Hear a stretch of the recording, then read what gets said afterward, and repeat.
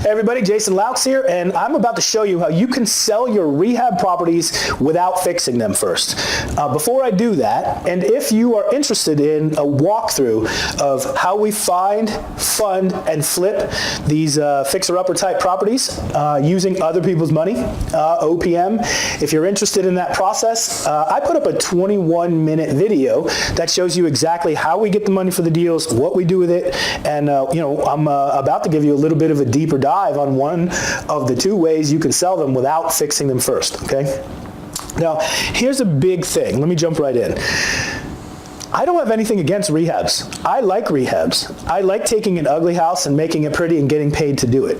But one of the things that I've discovered is that right now, the marketplace is not rewarding us for doing that. In other words, if you take a house and let's say you've got two choices.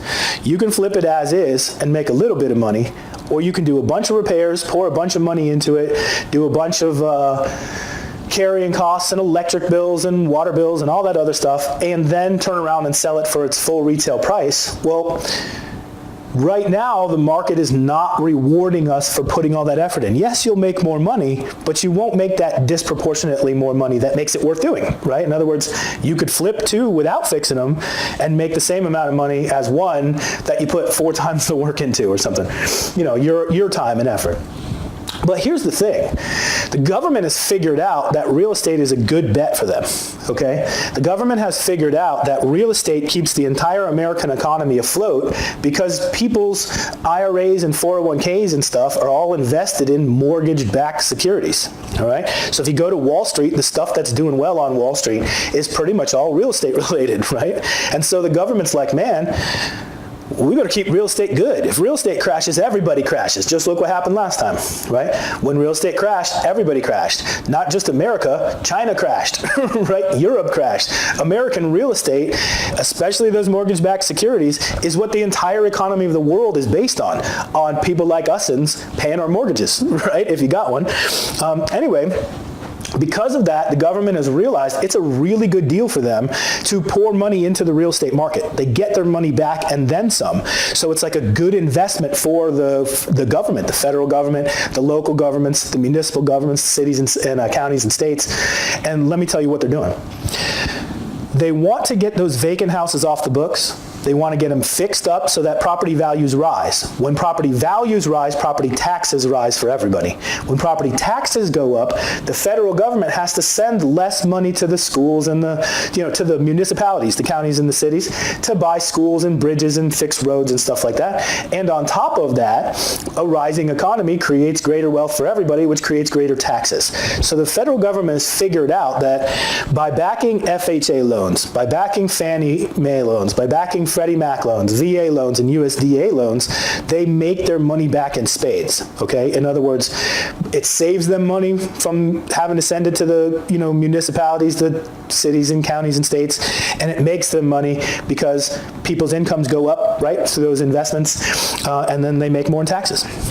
So because of that, they're putting money into the real estate economy, okay? They're putting money into real estate through government-backed loans, and specifically right now, one of the loans they're writing billions of dollars worth of is called purchase and rehab loans.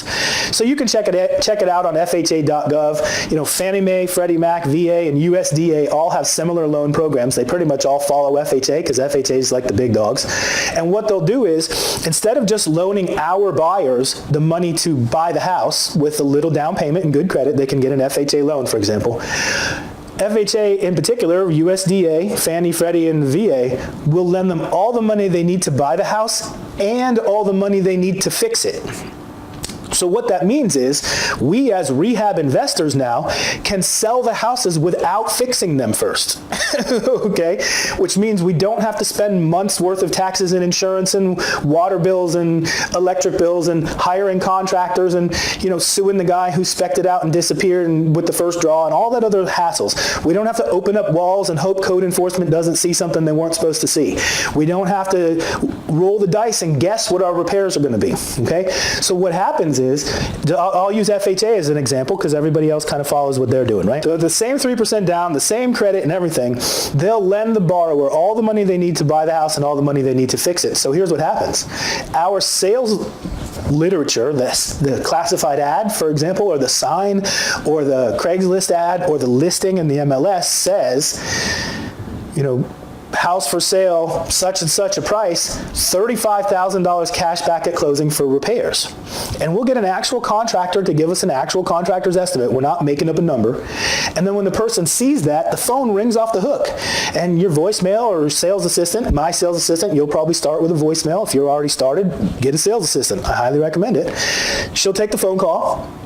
And she'll say, here's the description of the house, it's yada, yada, yada. By the way, the $35,000 is because we know the house needs work, but rather than us do it for you, pick your own carpet, pick your own tile, pick your own countertops, pick your own everything, right? Your own appliances, whatever you want, and up to $35,000, we'll pay for it. So the borrower buys the house from us as is, and then they set about making it into the house they're really in love with, rather than the reverse of that is we spend all of our money out of pocket. We run up interest, right, in the form of monthly payments or you know, taxes and insurance and light bills and water bills and all that other stuff. And we hope that we put into the house what a buyer is eventually going to want. And then, of course, the only people we can attract are those A credit buyers with 10 or 20% down and excellent credit, because the house no longer qualifies for those purchase and rehab type buyers, okay? So you see guys all over town, your so-called competition, driving around old beat-up pickup trucks with dents in the side and paint smeared on it and poles sticking out and stuff, and they are literally paying for the right to fix the houses. They're not making more by fixing them because they could have sold them for full price minus repairs anyway, so now they're paying out of pocket for the repairs and the taxes and the insurance and everything else and lowering their net profits, making it take longer to sell the houses and eliminating the 2/3 of buyers that are out there that could easily have bought it without the repairs being done. Okay, so that's how we do it. If you want a full walkthrough video of how to use those purchase and rehab loans, plus 3 other different selling systems that we use for these type of deals and how it all fits together in a really simple system, check it out. It's secretlender.com. And in that walkthrough video, I'll show you exactly how to start from finding the deals to how do you fund them to how do you flip them, you know, multiple different ways depending on what your goals are. You want long-term income? Great, you can do that. You want short-term income? Great, you can do that. You want to do it without funding them first? You can do that too. And it's all at secretlender.com. It's a free video, gratis, from me to you to show you how the system works, right? If you guys want to hit like, or if you got somebody who needs to hear this stuff, go ahead and share it with them down below. And if you have any questions, I'm happy to answer them. If I can't answer them simple and quick in the comments, I'll probably make a video for you. And again, if you want the full walkthrough, check it out, secretlender.com. Thanks very much, guys, and I will talk to you soon.